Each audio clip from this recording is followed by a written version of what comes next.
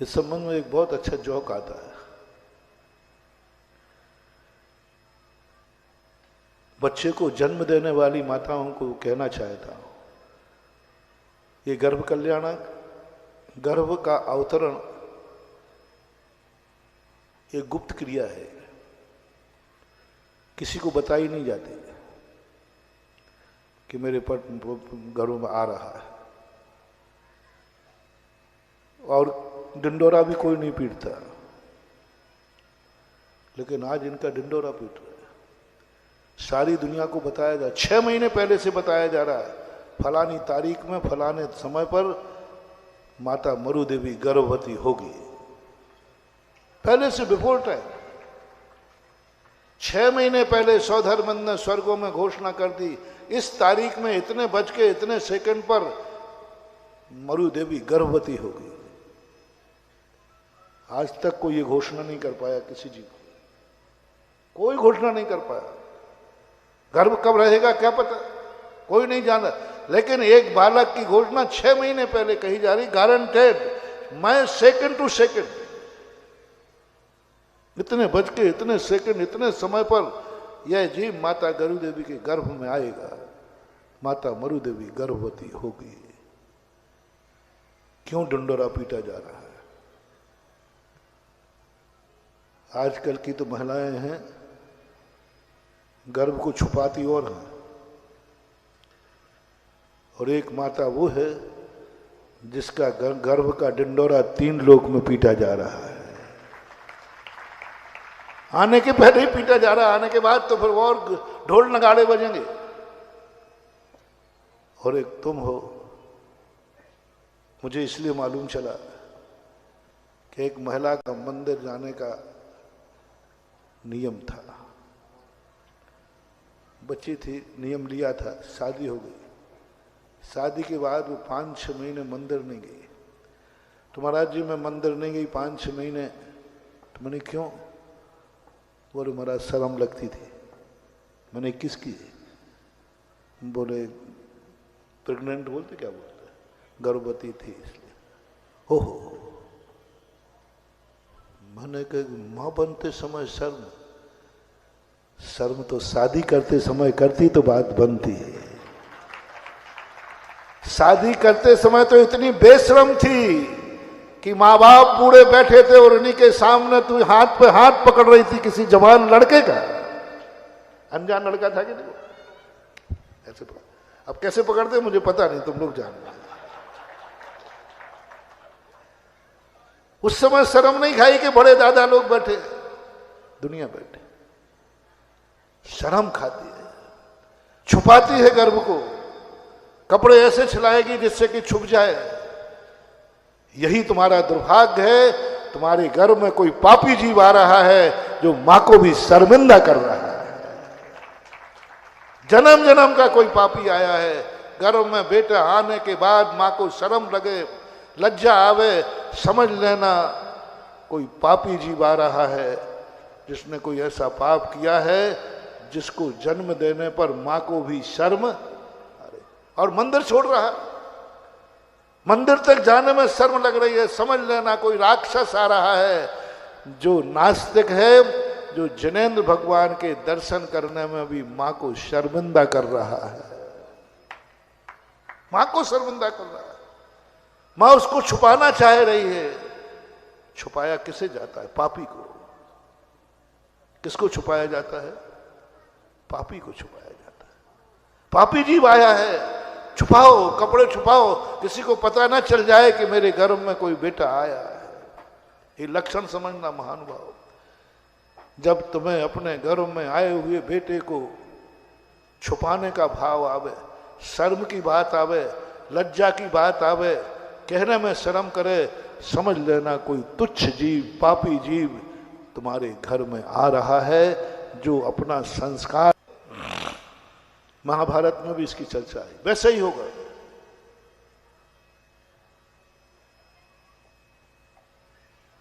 पांडु आदि, धृष्टराज आदि के जन्म के समय की कहानी ऐसे ही है।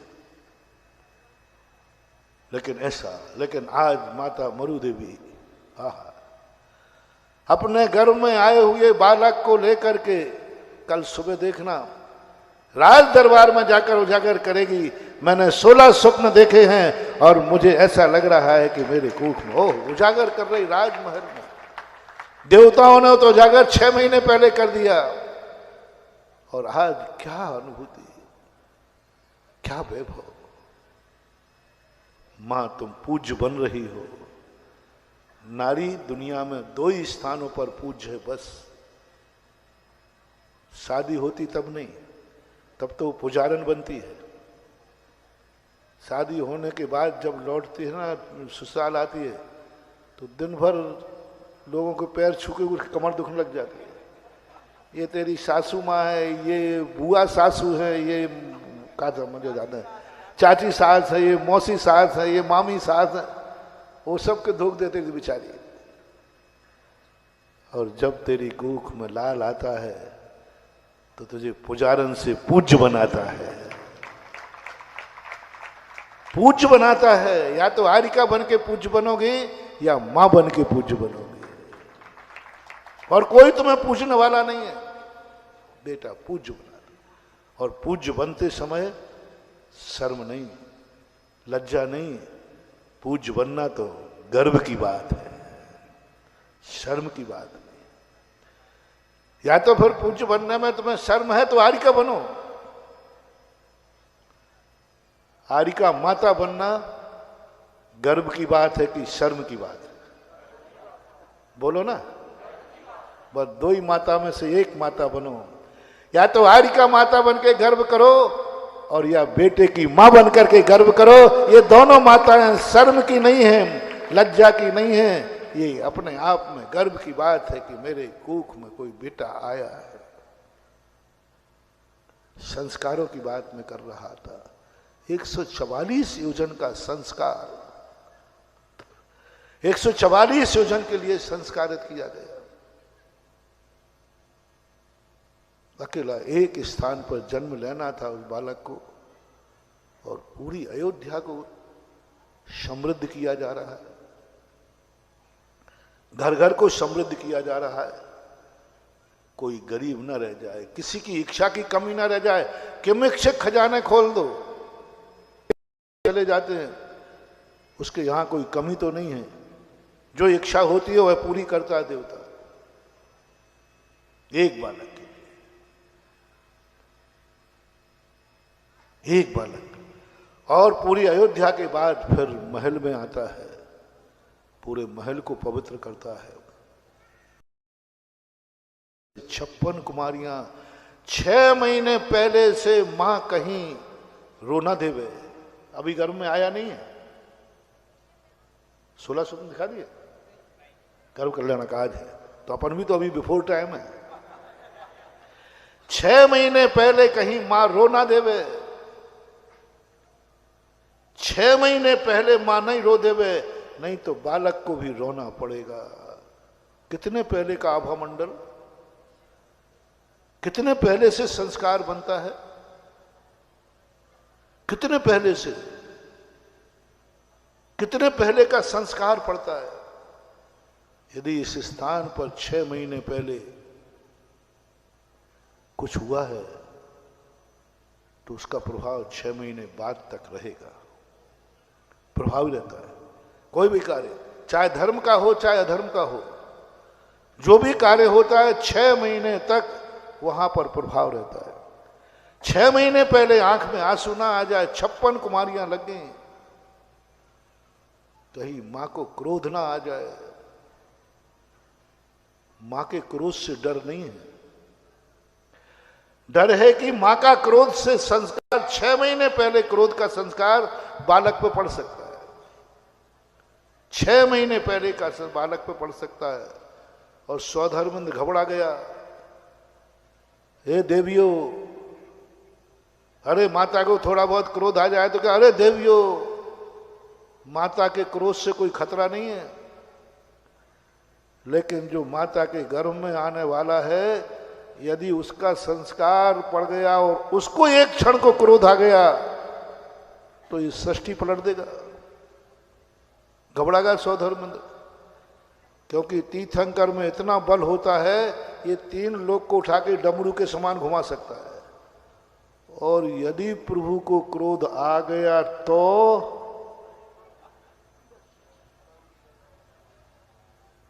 जाओ देवियों, माता के क्रोध का संस्कार नहीं पड़ना चाहिए। आ सकता है क्रोध मां।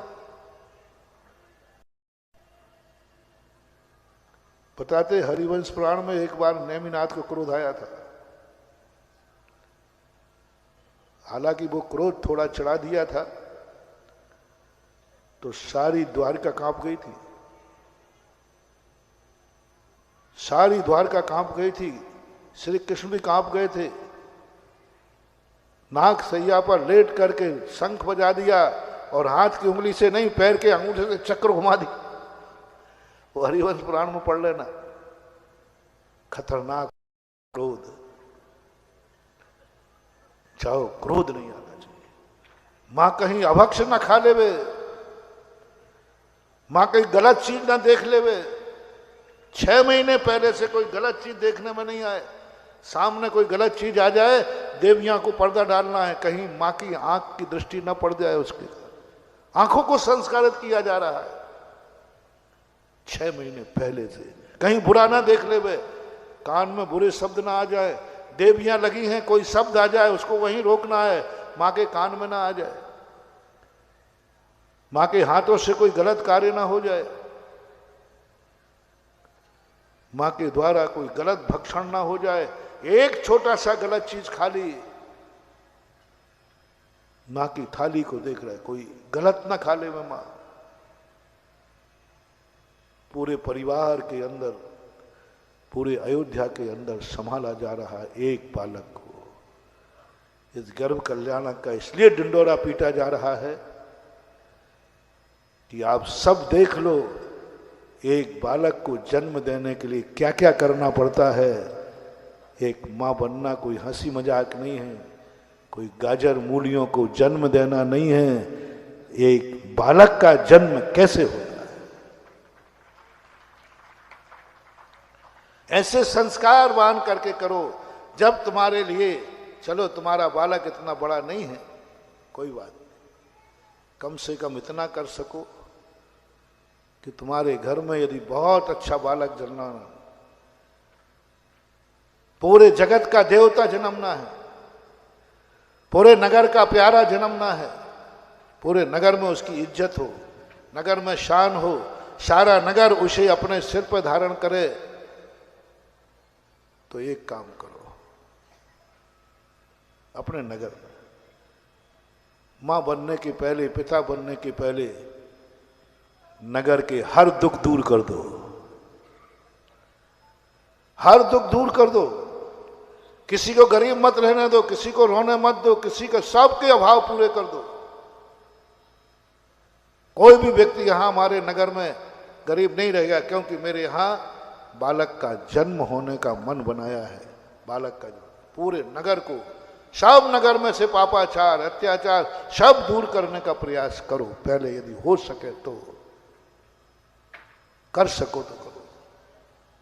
एक बार गुजरात में किसी ने रथ यात्रा निकाली, गजब की रथ यात्रा। मैं बिहार कर रहा था, रणथंबोर, वहां रणकपुर तरफ 100-150 किलोमीटर की रथ यात्रा थी। सेठ जी ने कहा कि मैं इतने ठाठ बाट से रथ निकालूंगा, ना जाने कितने लोग मुझे बद्दुआ देंगे कि देखो ये धर्म के कार्य कर रहे हैं, यहां हम भूखों मर रहे हैं। देखो ये लोग धन का, उन गरीबों की बद्दुआ मुझे नहीं मिलना चाहिए, क्योंकि गरीब तुम्हें सुखी देख करके दुखी होता है। यदि किसी के यहां कोई मर गया हो और तुम नाचो तो, बाजी बजाओ तो अपने घर में, तो वो क्या कहता है, उसके घर में नहीं, अपने घर में, लेकिन पड़ोसी हो तो भी कहते भैया बाजे बंद, क्योंकि पड़ोसी की यहां गमी हो गई। मेरी रथ यात्रा, मेरा ठाट बाट देख करके ये सब लोग क्या करेंगे। गजब सेठ था, उसने कहा नहीं, यात्रा तो निकलेगी, लेकिन नगर में, गांव में जाने के पहले उस गांव में कोई कर्जदार नहीं होगा तो उसका कर्जा चुकाने के बाद रथ यात्रा आगे बढ़ेगी। मैंने इस पंचम काल में ऐसी रथ यात्रा दी, पूरा सर्वे किया गया। गांव के बाहर पहले रथ रुकता और पूरे गांव को कर्ज से मुक्त किया जाता। कौन सा कर्ज? व्यापार वाला, लोन वाला नहीं। कौन सा कर्ज? जो साहूकारों का, जो गरीबी का, शादी ब्याह का, दवाई का, बीमारी का। व्यापार वाला नहीं, व्यापार वाला कर्ज नहीं कहलाता, वो तो एक एक व्यक्ति का कर्ज चुका था सबका। सबको कर्ज में कर ढिंडोरा पीटता कि भाई कोई कर्जदार तो नहीं है, किसी कोई ऐसा तो नहीं जो बीमारी हो तो पैसे के कारण वो दवाई नहीं करवा पा रहा हो, पैसे के कारण दवाई नहीं करवा पा रहा हो, पैसे कारण से तुम्हारा कोई बेटा बेटिया परेशान हो रहा हो। सबको कर्ज मुक्त करके और पूरे गांव को पहले जीवन कराएगा, भोजन कराने के बाद रथ यात्रा उस गांव से पार होती थी। और हर गांव में यही, हर गांव में यही, लगभग आज से 20-22 साल हो चुके। उस समय उनके कितने 20-50-25 करोड़ ऐसा कुछ खर्च हुआ, 65 करोड़ रुपया खर्च हुआ था रथ यात्रा, कर चुका था। अब बोलो क्या रथ यात्रा थी, क्या महोत्सव था। अब बोलो रथ यात्रा में पुण्य है कि इस दुआ में पुण्य था। और लोग पीछे होते गए, लोग पीछे होते गए, गांव गांव पीछे होते गए। बताते कि हजारों लाखों लोग उस पद यात्रा पे गए और सारा खर्चा, और भगवान के पास कहा, भगवान मैं आपकी रथ यात्रा किसी के आंसुओं पर नहीं लाया हूं, मैं रथ यात्रा किसी खुशियों पर लाया हूं। ये सब हमारे साथ यही होता है तीर्थंकर के जन्म पर। तीर्थंकर आएगा हर घर में खुशहाली देगा, तीर्थंकर आएगा हर घर में खुशहाली होगा। कोई यहां तक कि नरकों में एक समय के लिए शांति होगी, वही तो दुआ देंगे। ओह तीर्थंकर ने नरकों में भी शांति कर, हर घर दुआ दे रहा है। इन दुआओं को लो, तुम बालक के लिए दुआ लो। कौन देगा दुआ? सारा नगर दुआ देगा। अच्छा हमारे सेठ के यहाँ बालक जन्म रहा है, ओह जब ये बालक था ना हमारा सारा कर्जा सेठ जी ने चुका दिया। दुआ। ये हमारे घर में तो बीमारी आई थी, मर जाते, लेकिन सारे बीमारियों की दवाई करा दी थी। दुआ, चारों तरफ से दुआ। 12 योजन की हर घर से एक दुआ निकलती है। हर घर स्वागत के लिए खड़ा हो जाता है, हर घर इंतजार करता है, भगवान आने वाले हैं। जब उनके आने के पहले ही हमारी ये दशा है तो आने के बाद क्या होगा? बस इंतजार चालू है। और उसी समय रत्नों की वृष्टि चालू होती है 6 महीने पहले से। इतना संस्कार करते हैं। आप लोग कितना कर सकते हैं? गर्भ कल्याणक को जन्म कल्याणक में सदा कहता हूं, गृहस्थों को ये 2 कल्याणक बहुत अच्छी तरह देखना चाहिए। तुम्हारी जिंदगी की धरोहर है, तुम्हारे बेटे के लिए बहुत बड़ा कॉलेज है, ये बहुत बड़ा ज्ञान है। जो जो संसार में प्रवेश करना चाहते हैं उन्हें ये 2 कल्याणक अपने जीवन में जरूर देख करके और भावना करना चाहिए और सीखना चाहिए। अब तुम्हें निर्णय लेना है तुम कितने लोगों को सुखी कर सकते हो माता पिता बनने के पहले। वो निर्णय आपका है। जितना बड़ा कर सकोगे, पूरे आर्यावर्त को कर सको, नहीं कर पाओगे। नगर को कर सको, नहीं कर पाएंगे। महाराज मोहल्ले को कर सको, नहीं कर पाएंगे महाराज।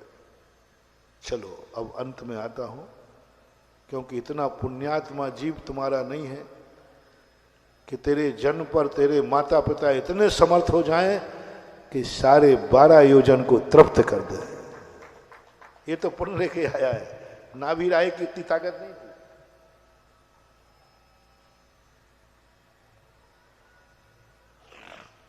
नाभि राय में इतनी ताकत नहीं थी कि वो सारे नगर को 144 योजन को स्वर्णमय बना दे। बनाते तो राजा तो बहुत दिन पहले से थे, करोड़ों वर्षों से नाभि राय राजा थे, मरुदेवी महारानी थी, लेकिन अयोध्या को स्वर्णमय नहीं बना पाए, ताकत ही नहीं थी। पूरी अयोध्या के हर व्यक्ति के दुख दूर नहीं कर पाए, ताकत ही नहीं थी।